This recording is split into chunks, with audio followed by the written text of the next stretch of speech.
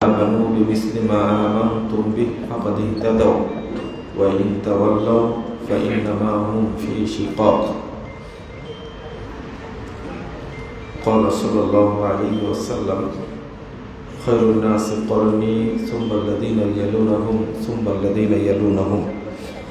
رواه البخاري.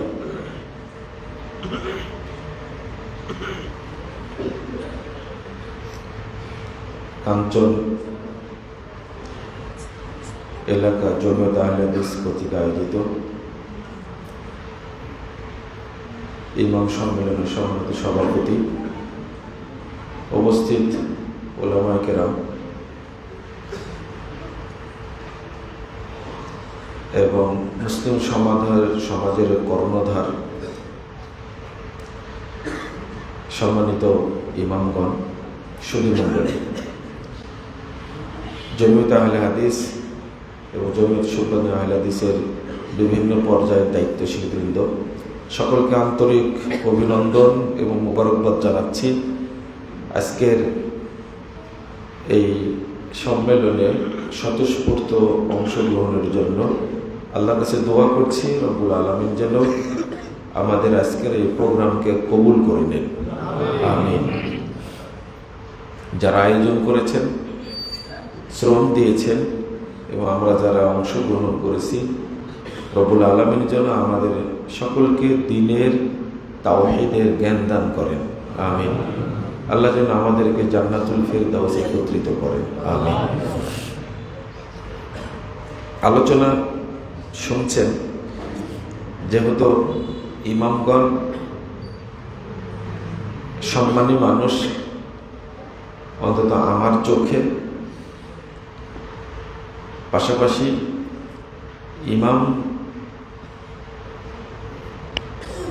ইমামগণের মাঝে অনেক বিজ্ঞ আলেমও থাকেন। তাদের সামনে বক্তব্য দেওয়া বা আলোচনা করা একটু ভয়ের ব্যাপার, কারণ অন্য মানুষ ভুল ধরার চেয়ে বেশি ভুল ধরে কারা? ইমামরা। আলেম ওলামা ভুল বেশি ধরে, তবে এই অভ্যাসটা থাকা ভালো। এখন তো সঠিক বেঠিক যাচাই করার মেজাজটাই আমরা হারিয়ে ফেলেছি, কিন্তু এটা থাকতে হয়। আমি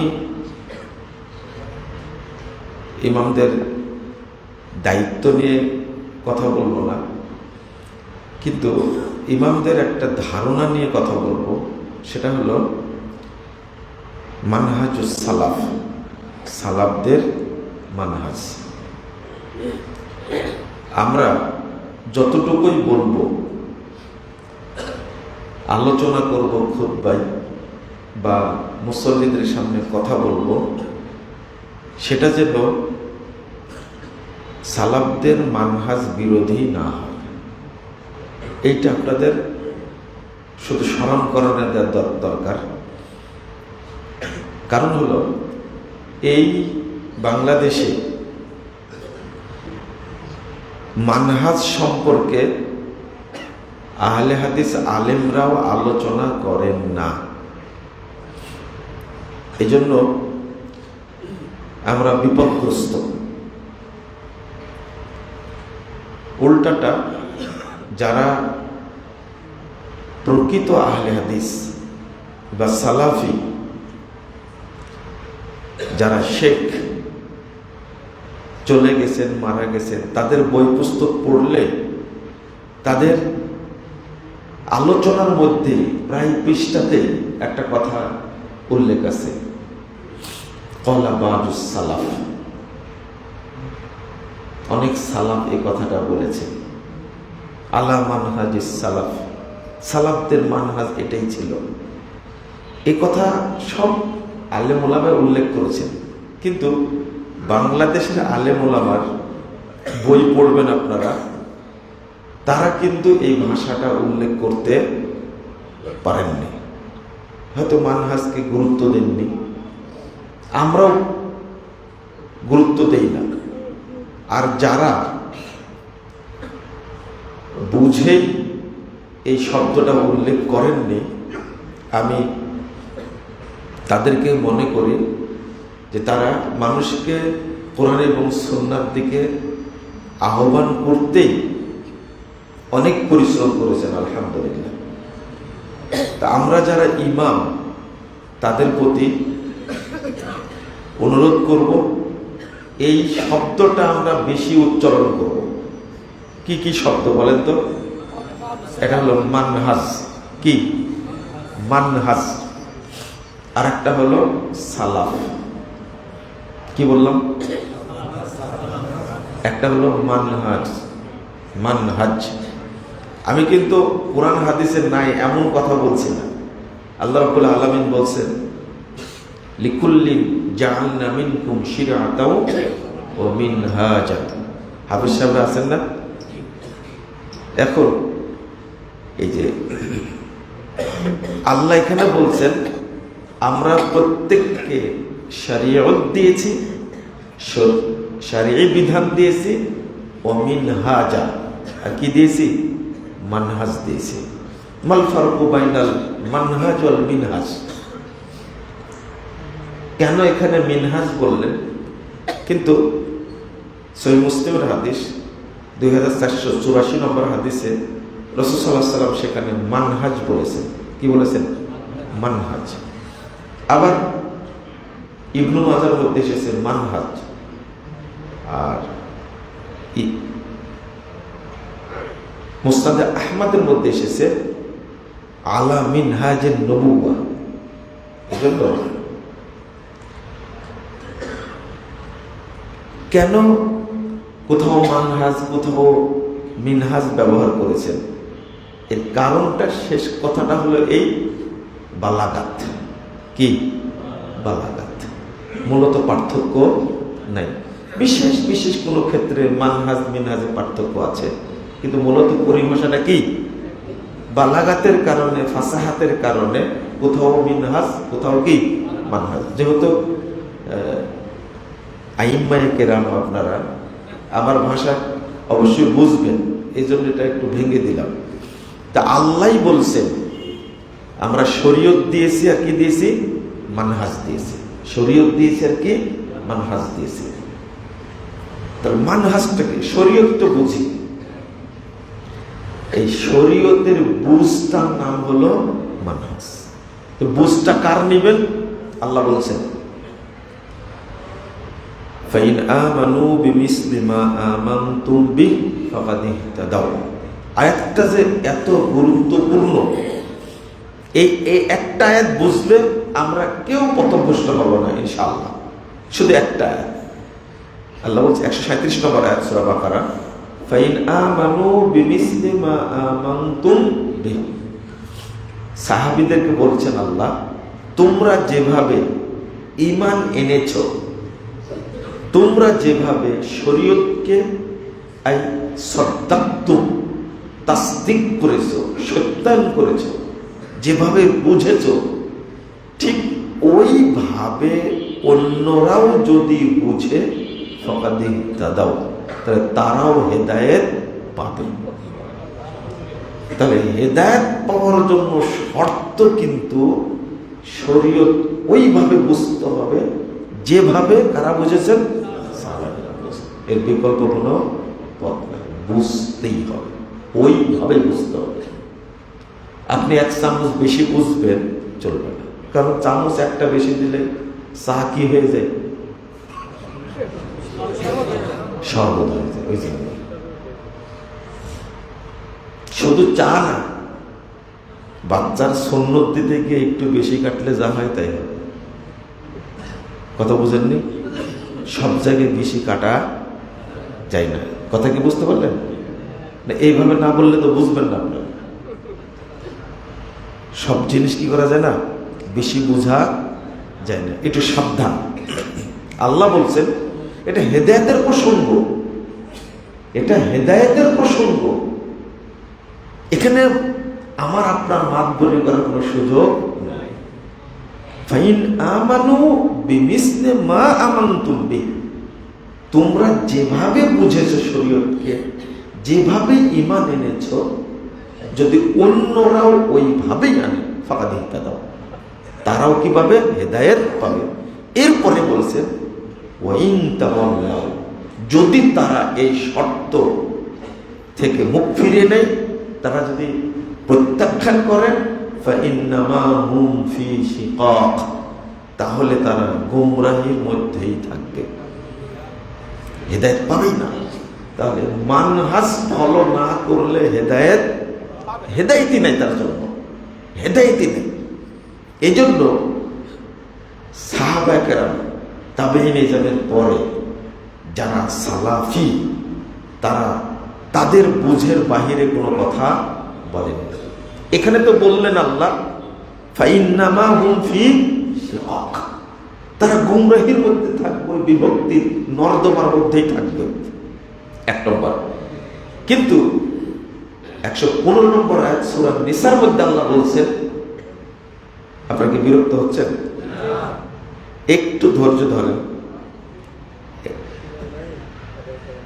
এইভাবে আমি একটু আপনাদের বলি, একটু কষ্ট করে শোনেন, বোঝার চেষ্টা করেন, কাজে লাগবে ইনশাআল্লাহ।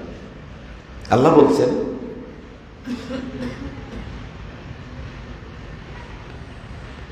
ওমান ইউশাকিকির রাসূল মিন বাদি মা তাবায়্যানা লাহুল হুদা ওয়া ইয়াত্তাবি গায়রা সাবিলিল মুমিনিন নুওয়াল্লিহি মা তাওয়াল্লা ওয়া নুসলিহি জাহান্নাম ওয়া সাআত মাসীরা। এই আয়াতটার মধ্যে আমার একটা ঘটনা আছে, আমার সংক্রান্ত। একদিন আমি একটা বলার কারণে সৌদি আরবে গেছি, তো মদিনার নববীর লাইব্রেরিতে একজন আলেম, আমার সাথে 2 জন মাদানী ছিল। আপনাদের ঘটনা বলি আমি ওইটা। তা আমার গবেষণার বিষয় ছিল ইসলামী পুনর্জাগরণের পথ ও পদ্ধতি, একটি তাত্ত্বিক বিশ্লেষণ। তা আমি তাকে বুঝাচ্ছি ইসলামী পুনর্জাগরণ হতে হবে আলা মানহাজে সালাফ। তা আমাকে জিজ্ঞেস করছে যে তুমি কি সালাফি মানহাজ ফলো করো, সালাফদের মানহাজ মানো?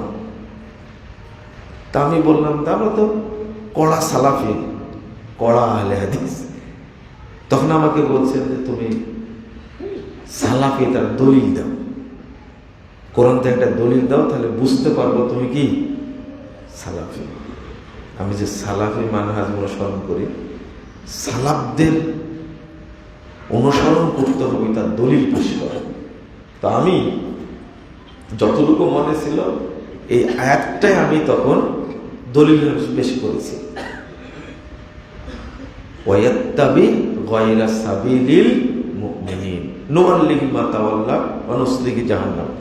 আমার পিঠে একটা ধাবা দিয়ে ও আমাকে দাঁড় করা, বুকের সাথে বুক মিলে চেপে ধরেছে আমার আনন্দে। তুমি বলতে পেরেছ যে সালাফদের অনুসরণ করা যে ফরজ, এই দলিল বলতে পেরেছ। আমাকে 4 কার্টন বই হাদিয়া দিয়েছে সে তার নিজের পক্ষ থেকে। যাও। তো একজন সালাফি মানহাজের মানুষ, তিনি সৌদি আরবের বড় আলেম, ডক্টর মানুষ, দায়িত্বশীল মানুষ। আর আমি তখন ছাত্র, বাংলাদেশের মানুষ, বাঙালি মানুষ। কিন্তু শুধু একটা জিনিস আমার মাধ্যমে পেয়েছে, আমি বলেছি কি আমি সালাফদের মানহাজ কি ফলো করি, এতটুকুতেই সে মহব্বত। পিস টিভিতে যখন আমি আলোচনা করতে গেছিলাম 11 সাল, তখন বাঙালি 2 ভাইকে সাথে নিয়ে আমি লাইব্রেরিতে গেছি বই কিনতে। 11 সালের কথা বলছি। কয়েকটা বই নিয়েছি, তার মধ্যে একটা বই নিয়েছি কি জানেন? আল ইন্তিসার লি আহলিল হাদিস। বইটার নাম হলো কি? আল ইন্তিসার লি আহলিল হাদিস। এই বইটা নিয়েছি। তো ওই বইটা মানে ওই যে দোকান বিক্রি করছে তার কাছে দেখে ও খুঁজছে যে এই বইটা কে বের করবে। এই ছেলেটার নাম হলো সাজিদ, আমার চেয়ে বয়স একটু কমই হবে, বেশি হবে না। তো দেখছে, দেখার পরে আমি যে বলছি যে ওটা তো আমি নিয়েছি, তখন আমাকে বলছেন যে আহলে হাদিস তুমি বুঝো, আমাকে জিজ্ঞেস করছে। তো আমার পাশে ছিলেন একজন 11 সাল, তো তখন উনি আমার পরিচয় বলছেন যে বাংলাদেশে আহলে হাদিসদের সংগঠন আছে, যুবকদের, সেই সংগঠনের সভাপতি। তো বেচারে আমাকে জোরে ধরে প্রথমে আমার হাতে একটা থাবা দিয়েছে খুব জোরে দিয়ে, আমাকে বুকে টেনে নিয়ে, অল্প বয়স, আর সাথে মোবাইলটা হাতে নিয়ে আমার মোবাইলে তার নাম্বারটা সেভ করে নিল। আমি যত বই কিনেছি সব বইগুলো তার পক্ষ থেকে আমাকে কিনে দিল, 1 টাকাও দিতে দেয়নি আমাকে। ওই বইটার মধ্যে একটা নাম আছে, আমরা বলি শাইখুল কুল ফিল কুল ও আল ইন্তেসার লি আহলিল হাদিস। এর বইটার অর্থ কি জানেন? আহলে হাদিসদের বিজয়ের স্বরূপ। এই বইটার মধ্যে লিখছেন। তা আমি 2টা কথা বললাম যে একজন এই যুগেরই মানুষ, মানে 500 বছর আগের না, 200 বছর আগের না, এই যুগেরই মানুষ এই আনন্দটাই উপভোগ করতেন আগের উলামায়ে কেরাম। তার আমার সাথে কোনো দেখা নাই, সাক্ষাৎ নাই, শুধু একটা বই, কি আল ইন্তেসার লি আহলিল হাদিস। এই বইটা দেখে তার মনে কি আনন্দ জাগলো। আমার সাথে আরো 2 জন ছিলেন, আমি যত ভালো করে বললাম ওনারা তার চেয়ে ভালো করে বলতে পারবে। তার আনন্দ,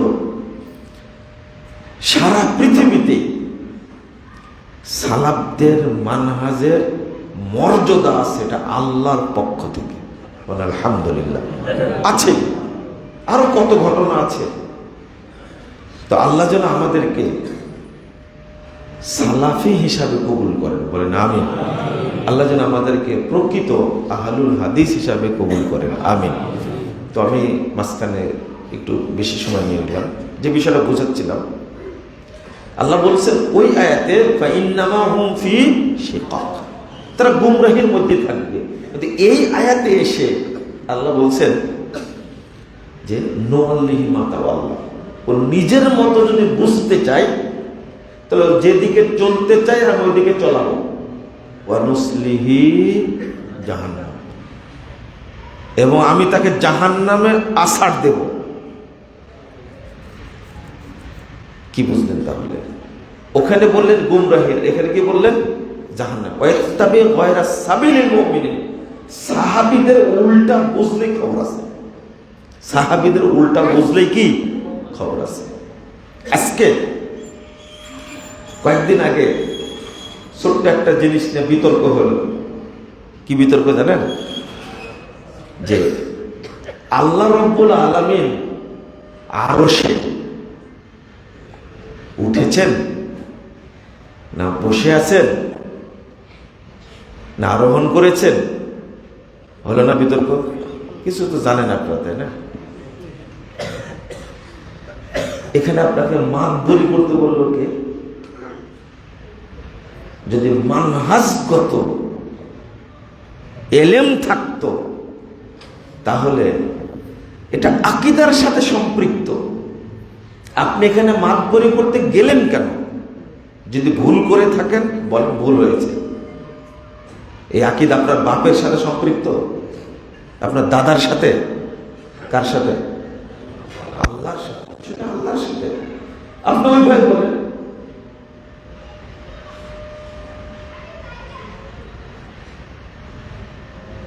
অনেক কথা, তার মধ্যে এতটুকু, ইস্তাওয়া শব্দটা দ্বারা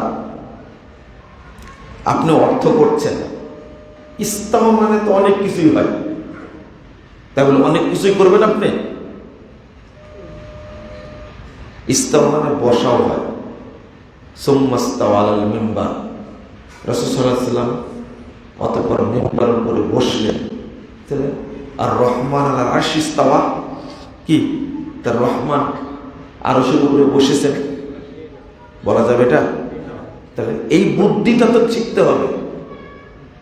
ব্যক্তির ক্ষেত্রে বসা, কিন্তু আল্লাহর ক্ষেত্রে কি বসা? আল্লাহর আরশ আছে না?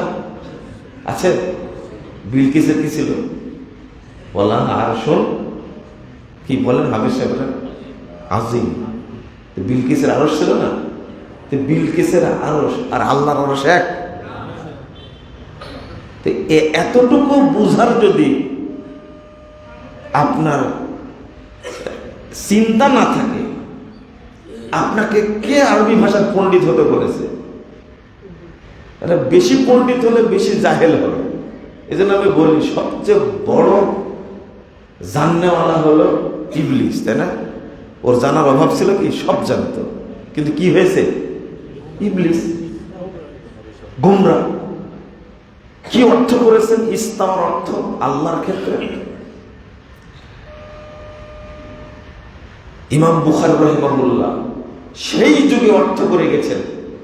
ইমাম মুজাহিদ থেকে বিখ্যাত তাবী, আবুল আলিয়া বিখ্যাত তাবী বলছেন আলা, আর একটা হলো ইরতাফা।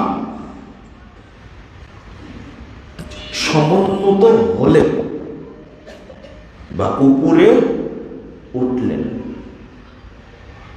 উপরে উঠেছেন।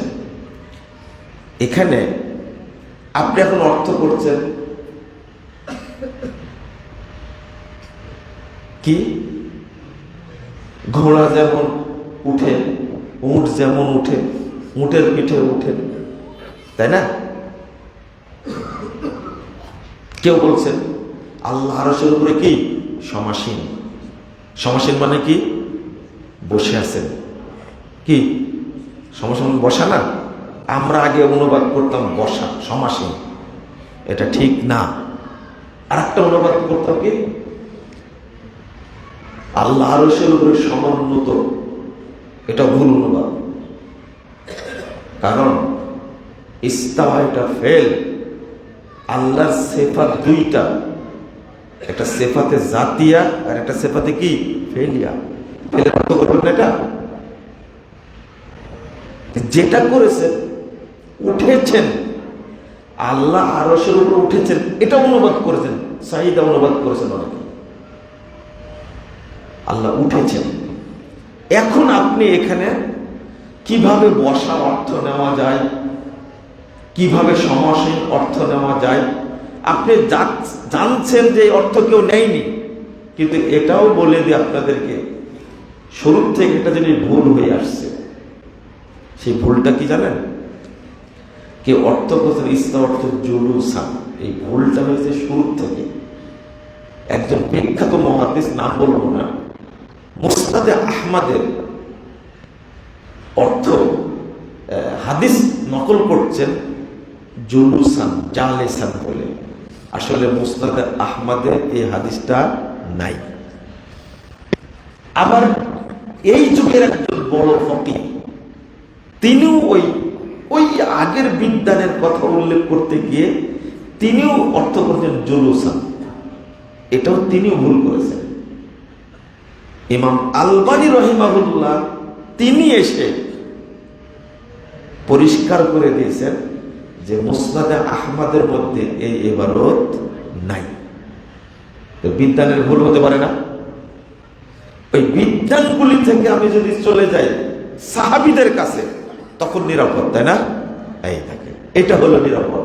এটাই হলো মানহাজুস সালাফ। আপনি ইখতিলাফ সব বাদ দেন, আপনি চলে যাবেন কোথায়? একবার সালাফদের কাছে। সালাফ বলতে কারা? রাসূল সাল্লাল্লাহু আলাইহি ওয়াসাল্লামের যুগের যারা সৎ ব্যক্তি, তার পরের যুগের যারা সৎ ব্যক্তি, তার পরের যুগের যারা সৎ ব্যক্তি, তারা কি? সালাফ।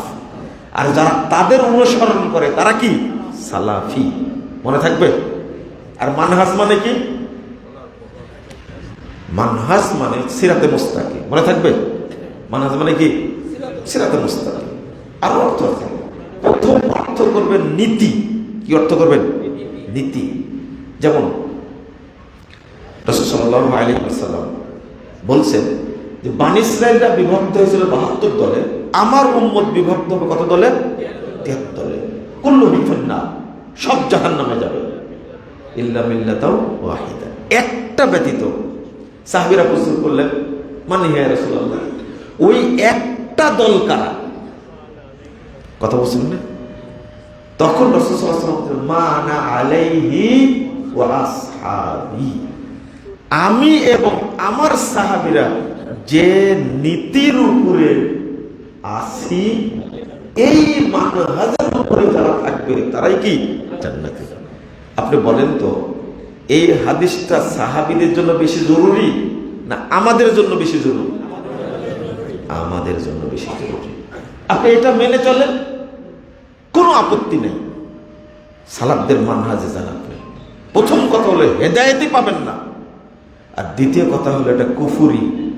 কোরআন এবং হাদিস নিজের মতো বোঝা কি কুফুরি। আর এই কাজটা বেশি করি আমরা ইমামরা, তাই না? বেশি করি কি ইমামরা। একটা আয়াত পড়লাম, নিজের মতো কি মারিয়ে দিলাম, ব্যাখ্যা দিলাম, হারাম। হারাম না শুধু, কুফুরি। ইমাম তাবারি রাহিমাহুল্লাহ তিনি বলছেন কি জানেন? জটিল। ওয়ায়াত্তাবিউ গায়রা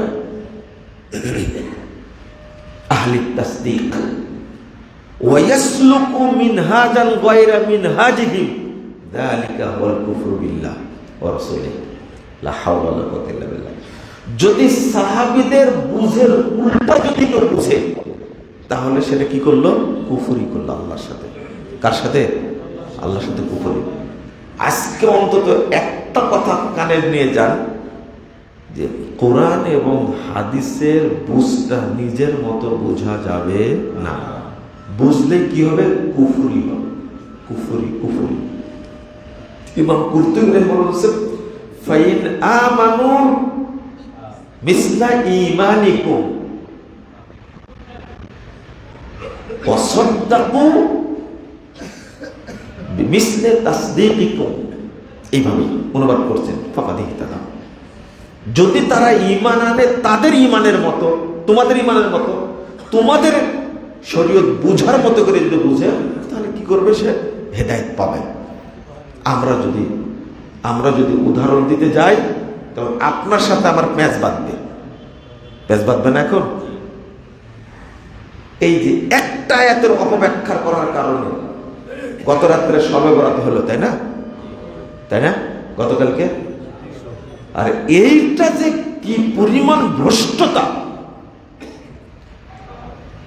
ইন্না আনজালনাহু ফি লাইলাতিন মুবারাকাহ, আমরা কোরআনকে নাজিল করেছি বরকতময় রাত্রিতে।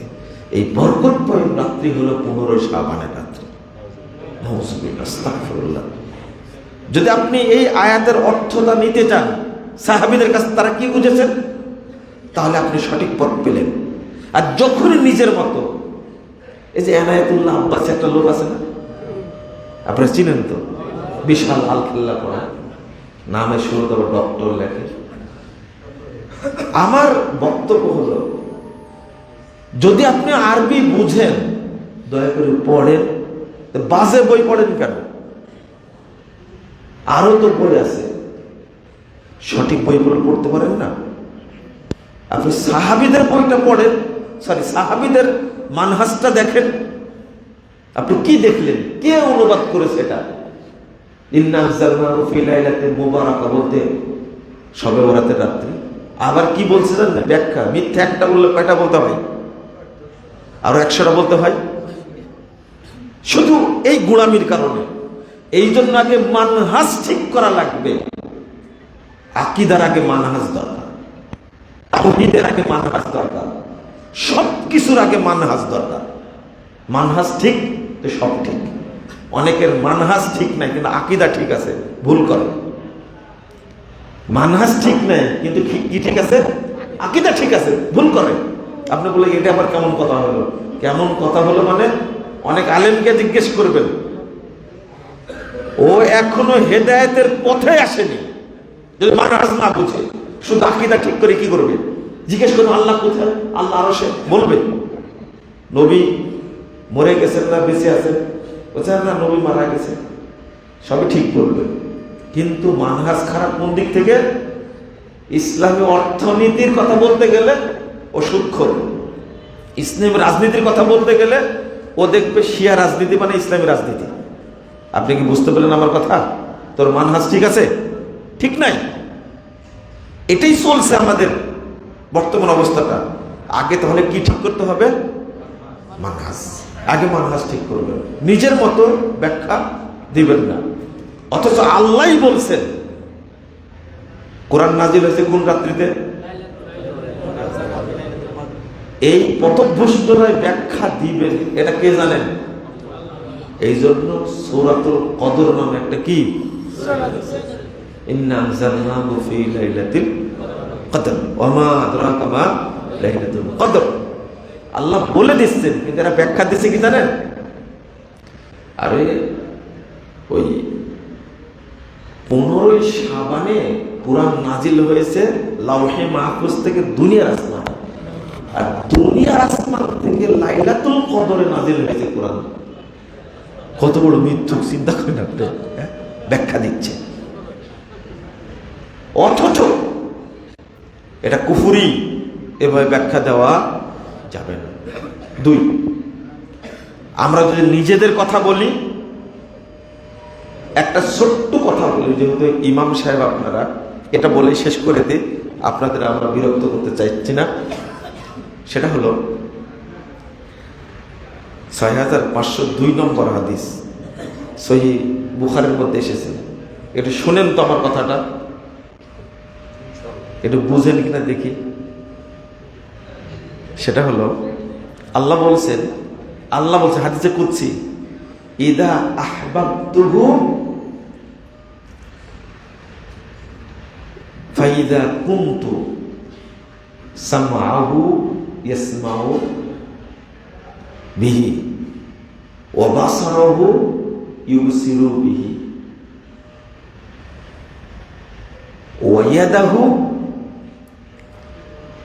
ইয়াবতিশু বিহি।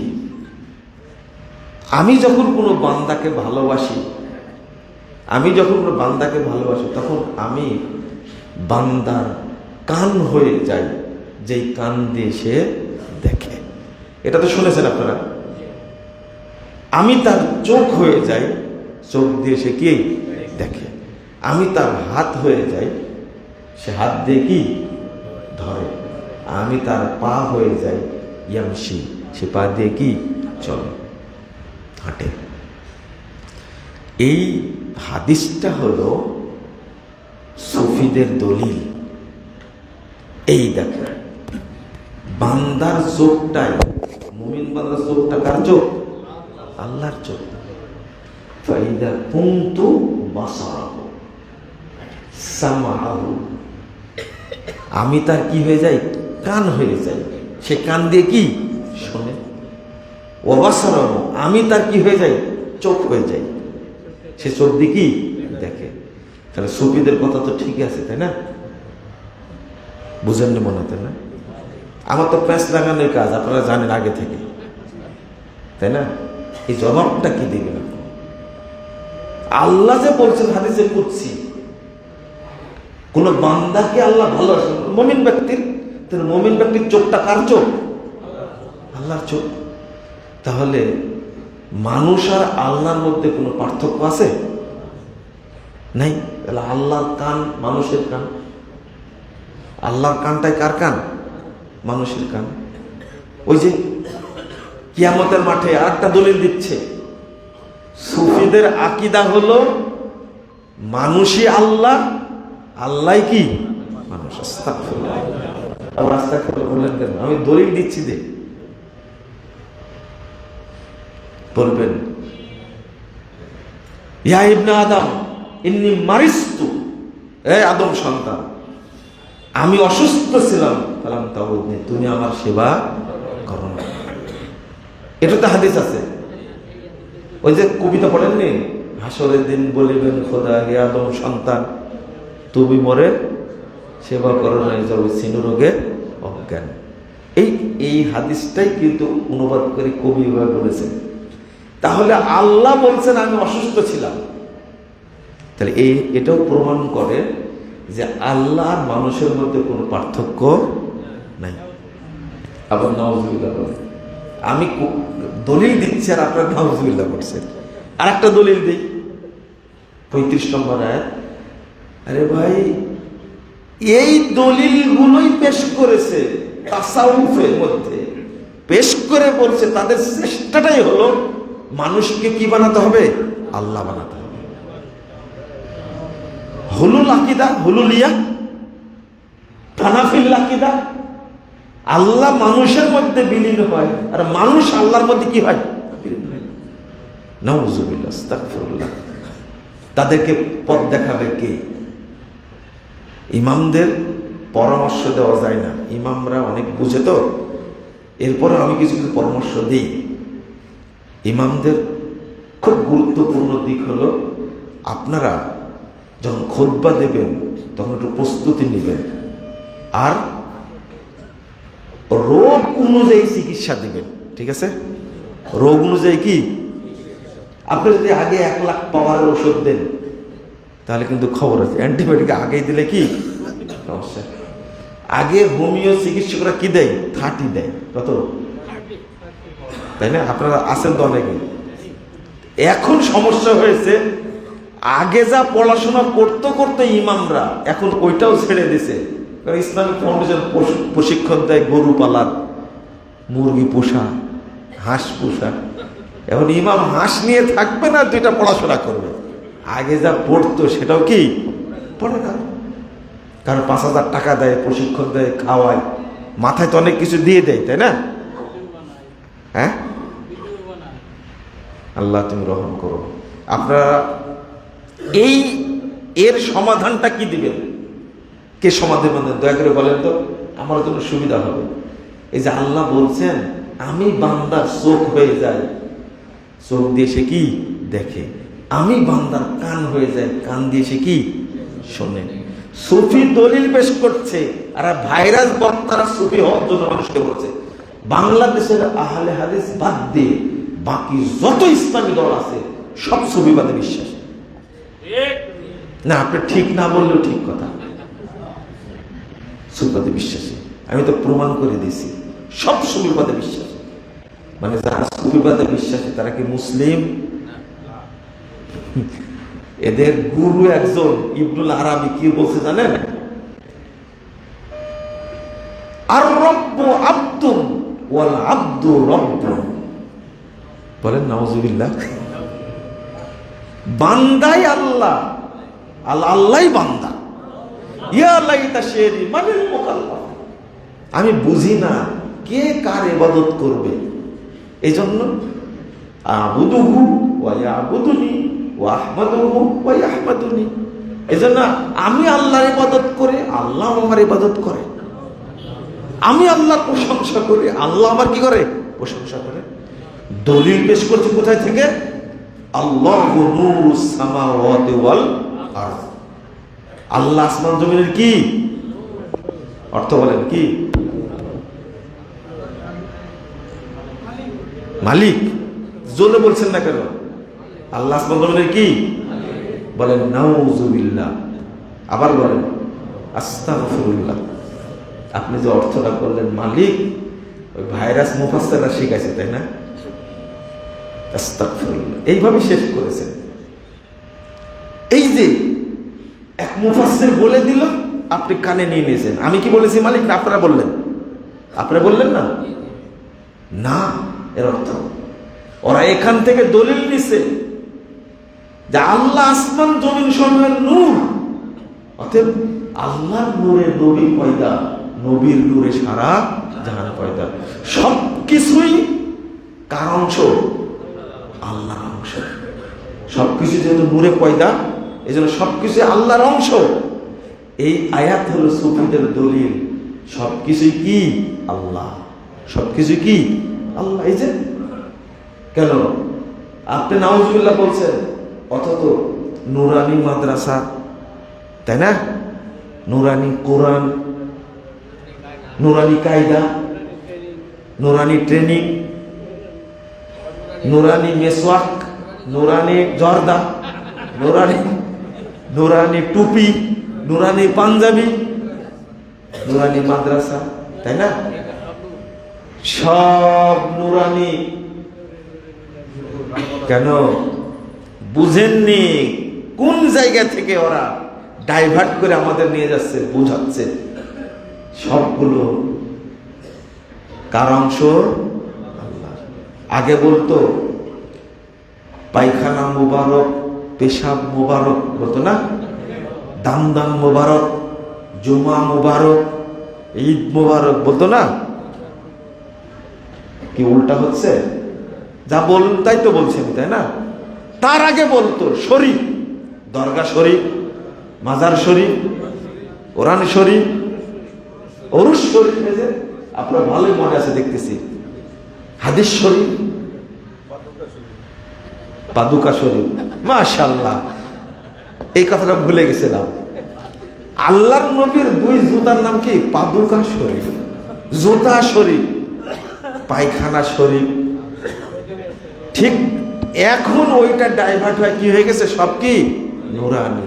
আপনারা বলছেন এই দলিল ওরা এটা সুফিরা তৈরি করছে। আরে ভাই, কথার মধ্যে সুফিবাদ। আপনি ইমাম, লোক মারা গেছে, মরহুমের জানাজা আগামী কাল বাদ জহর কাঞ্চন মসজিদের সামনে অনুষ্ঠিত হবে। মরহুম বললেন কেন? মরহুম বললেন কেন জানেন? এটা সুফিদের শব্দ। আস্তাগফিরুল্লাহ। মরহুম মানে যার উপর রহম করা হয়েছে। সুফিরা আল্লাহকে দায়িত্ব দেয় না। ওরা বলবে না রহিমাহুল্লাহ, আল্লাহ তার উপরে যেন রহম করেন, এটা বলবে না। সুফিরা এত বদের বর, ওরা আল্লাহকে দায়িত্ব দিবে না। মগফুর বলেন না, মরহুম মগফুর, এটা সুফিদের ভাষা। আমরা বললো গফরাহুল্লাহু লাহ, আল্লাহ তাকে কি করুক? ক্ষমা করে দিন।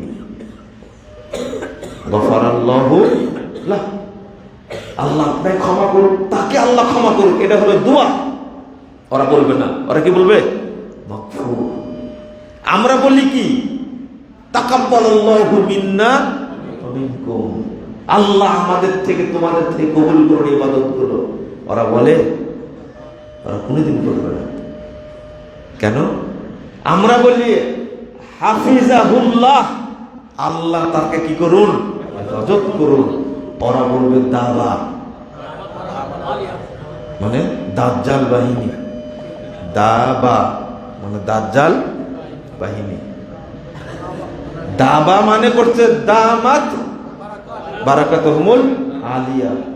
কেন বললে এটা? এরা সাহাবীরা বলেনি, রাসূল বলেননি, তাবেঈরা বলেননি, তাবে তাবের বলেন। তোমরা তৈরি করলে কেন? ওরা বলবে না এই মর্যাদা বৃদ্ধি করবে ভূতে, না আল্লাহ বাড়াবেন মর্যাদা। তো বললে কি হয়? আরশাদাকাল্লাহ, তা বলবে না। ওরা বলছে দামাত বারাকাতুহুমুল আলিয়া, মাদ্দা জিল্লুহুল আলী, তার মর্যাদা বৃদ্ধি করে। এই দেখো, বৃদ্ধি করবে কে? ওরা বলবে না আল্লাহ তার মর্যাদা বৃদ্ধি করবে, আল্লাহকে দায়িত্ব দেওয়া হয়ে যাবে। যে আপনারা কি বুঝলেন? এই ভাষা ব্যবহার করা যাবে না, এটা সুফিদের ভাষা।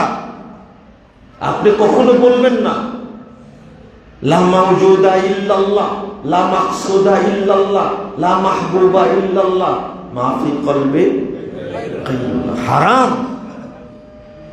লা ইলাহা ইল্লাল্লাহর অনুবাদ হবে লা মাবুদা বিহাক্কিন ইল্লাল্লাহ, আল্লাহ ছাড়া সত্য কোনো মাবুদ নেই। ভাই, শিখাতে হবে মুসল্লিদেরকে। আমাকে মাফ করবেন, আপনাদের কষ্ট যে দিচ্ছি। কেন কষ্ট দিচ্ছি? সুফিদের ভাষা আমরা বলবো কেন? অনেক বক্তা বলে ফেলে, আহলের বক্তা, ও বুঝেও না আমি মুখ দিয়ে কি বলছি।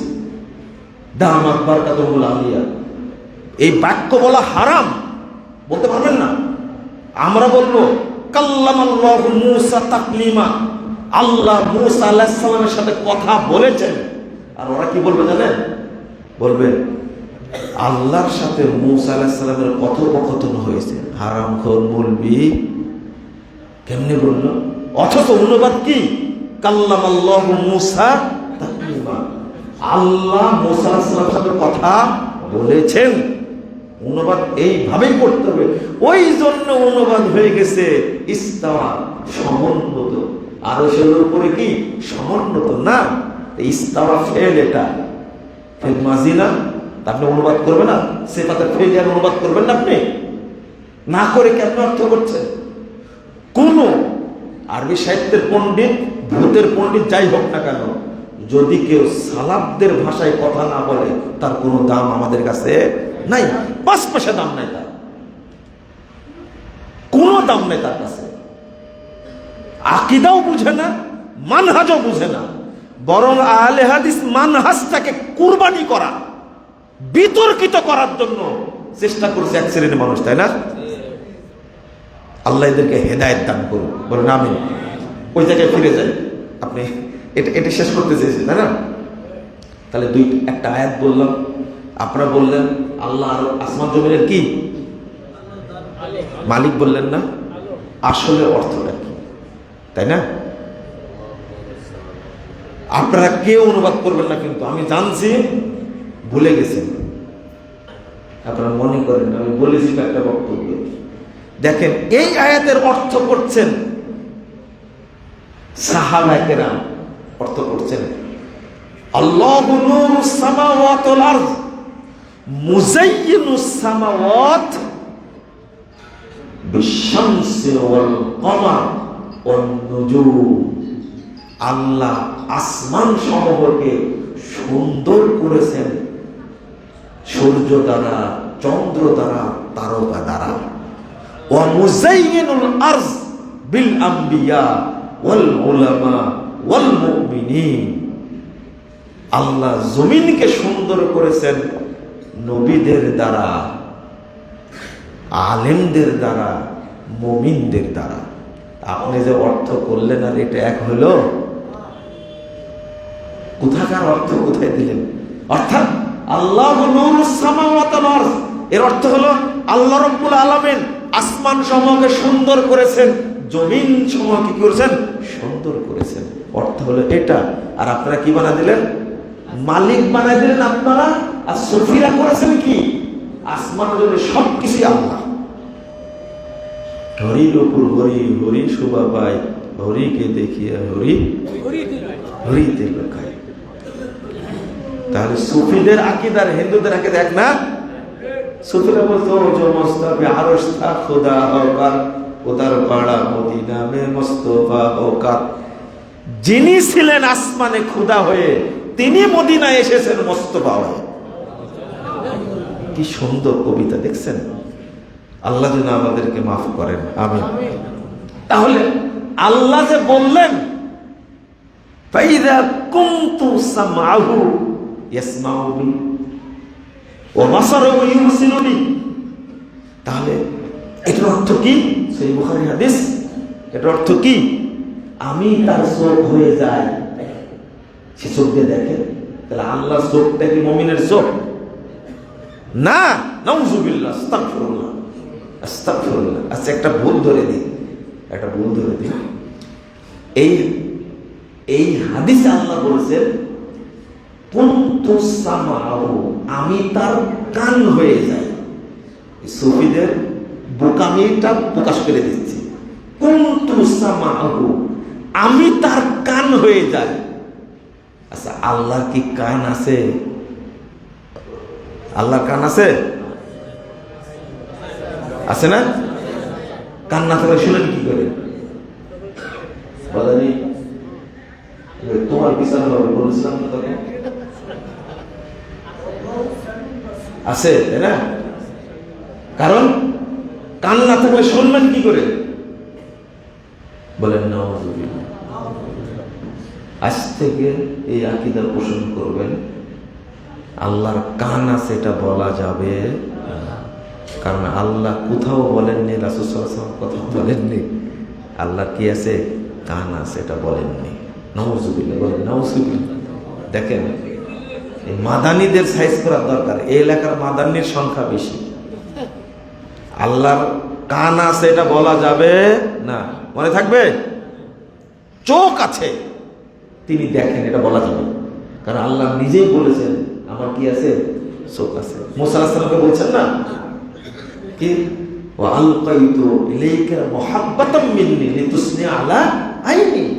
তুমি আমার চোখের সামনে যেন বড় হও, এই জন্য আমার মহব্বত বড় ঢেলে দিয়েছি। আল্লাহ কি আছে? চোখ আছে, তিনি দেখেন। কান আছে, শুনেন, এটা বলা যাবে না। ও সুফিরা, আল্লাহ তো কান নাই, তাহলে কেন বললে মুমিনের কানটায় আল্লাহর কান? বেকুব, তোমার আকীদা নাই। তাহলে মুমিনের কানটায় আল্লাহর কান, অনুবাদ ঠিক আছে, আল্লাহ মুমিনের কান হয়ে যায়, তাহলে বোঝা গেল এটা আল্লাহর কান না। তাহলে অর্থ কি হবে? পরের হাদিসটা পড়তে কি হয়েছে, ওই হাদিসটা নিয়ে আসেনি।